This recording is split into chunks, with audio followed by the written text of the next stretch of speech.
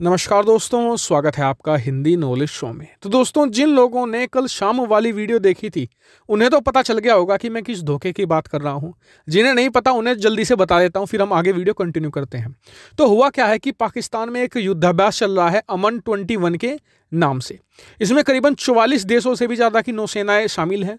और सबसे इंटरेस्टिंग बात ये हुई कि रूस ने पहली बार नाटो देशों के साथ पिछले 10 सालों में युद्धाभ्यास के लिए राजी हुआ, युद्धाभ्यास किया भी।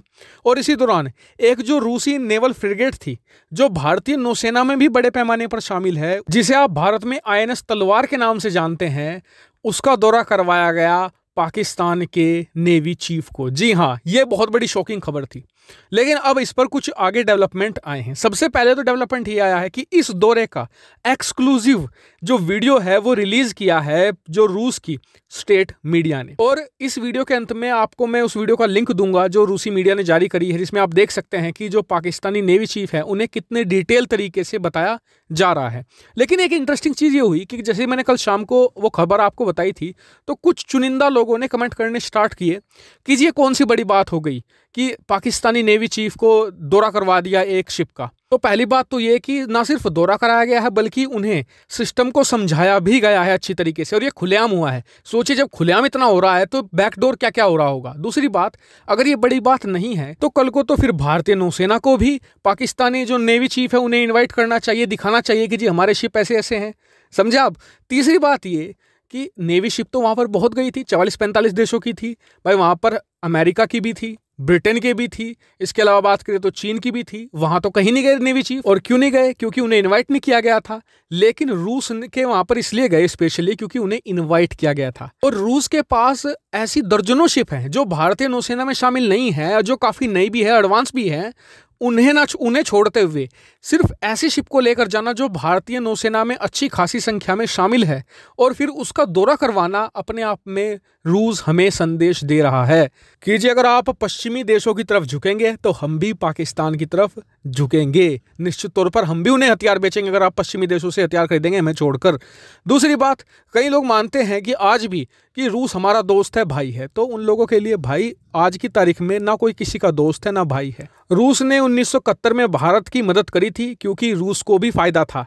रूस को डर ये था उस समय, जो उस समय सोवियत यूनियन के नाम से जाना जाता था, कि जी अगर भारत भी पाकिस्तान की तरह पश्चिमी देशों के पाले में चला गया तो फिर उसके हथियार कौन खरीदेगा, बिलियंस ऑफ बिलियन डॉलर के, जो हम खरीदते आए हैं और अभी भी खरीद रहे हैं। ये वही पाकिस्तान है ना जिसने अफगानिस्तान से रूसियों को खदेड़ने में अहम योगदान अदा किया था, और आज इसी के साथ गलबाहियां कर रहे हैं। यानी कि सिर्फ और सिर्फ इंटरेस्ट मैटर करता है इंटरनेशनल पॉलिटिक्स में। अगर आप किसी को सोच रहे हैं कि वो हमारा भाई है, दोस्त है, तो ऐसा कुछ भी नहीं है। अगर भारत भी इसी लाइन को फॉलो करेगा तो ही सुपर पावर बनेगा। एग्जाम्पल के तौर पर अमेरिका हमेशा से अपने देश के हितों को पहले रखता है, दोस्त भाई बंधु सब पीछे बैक साइड में रख देता है वो। इसीलिए आज जो दुनिया की अकेली सुपर पावर है, जो ना सिर्फ इकोनॉमिक सुपर पावर है बल्कि एक सैन्य सुपर पावर भी है। वही रूस के लिए तो दो ही शब्द हैं कि जी आज की तारीख में आपको हमारी जरूरत है और भविष्य में भी आपको हमारी जरूरत पड़ेगी, हमें आपकी नहीं है। कारण मैं बता देता हूं, आज की तारीख में रूस से 3 गुना बड़े हैं अर्थव्यवस्था के मामले में। आने वाले 2025 तक 5 गुना बड़े, और 2030 तक रूस से 10 गुना बड़े अर्थव्यवस्था में हो जाएंगे हम। रूसियों को हमारे पास आना पड़ेगा, हमें रूस के पास नहीं जाना पड़ेगा। दूसरी बात, सैन्य ताकत के मामले में आप आंकते होंगे जी भारत तो छोटा है। 2024 तक रुक जाइए आप, भारत के पास एम का होगा, तेजस MK2 होगा, हमारे पास दुनिया के सबसे बेहतरीन ड्रोन, घातक ड्रोन होंगे, हमारे पास सबसे बेहतरीन हथियार होंगे। लगभग 2025 तक बताया जाता है कि भारत के पास हर एक वो हथियार होगा जो रूस के पास है, अमेरिका के पास है, यूरोप के पास है। भारत के पास हाइपरसोनिक मिसाइल भी होगी, स्टेल्थ लड़ाकू विमान भी होगा, स्टेल्थ बॉम्बर होगा, स्टेल्थ ड्रोन भी होगा। तो ऐसे में भारत किसी से पीछे नहीं है। भारत को आज की तारीख में भारत वो नहीं रहा कि हमें गिड़गिड़ा के किसी के पास मदद के लिए जाना होगा। ना ही भारत को किसी दोस्त या भाई की जरूरत है। भारत अपने आप में सक्षम है। 2025 तक हम हर मामले में आत्मनिर्भर बनकर रहेंगे, और भारत को जरूरत नहीं है रूसियों को भाव देने की। दिक्कत बस वहां आ जाती है कि भारत नहीं चाहता कि रूस चीन इकट्ठा हो जाएं, क्योंकि चीन के पास पैसा है, रूस के पास हथियारों की टेक्नोलॉजी है। चीन के पास हथियार की टेक्नोलॉजी नहीं है। अगर रूस उसे दे देता है तो ऐसे में भारत के लिए समस्याएं खड़ी होंगी। भारत बस इन्हीं दोनों को अलग रखना चाहता है, सिर्फ इतनी डिमांड है भारत की। वहीं बात करें नेवी चीफ के दौरे वाली, तो उसके लिए भारत को बहुत ही स्ट्रॉन्ग प्रोटेस्ट करना चाहिए रूस के सामने, और रूसियों को साफ कहना चाहिए कि अगर भविष्य में ऐसा होता है तो आप अपने हथियार अपने पास रखिए, हमें इसकी जरूरत नहीं है, क्योंकि इसका फिर एडवांटेज भारत को मिलेगा नहीं।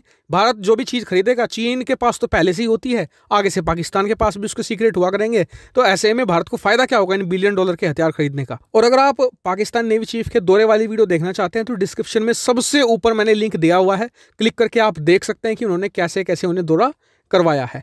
हालांकि आपका क्या व्यू पॉइंट है इस पूरे इवेंट पर, कमेंट करके जरूर बताएगा, साथ ही वीडियो शेयर कीजिएगा और चैनल को सब्सक्राइब करना बिल्कुल मत भूलिएगा। Thank you for watching video.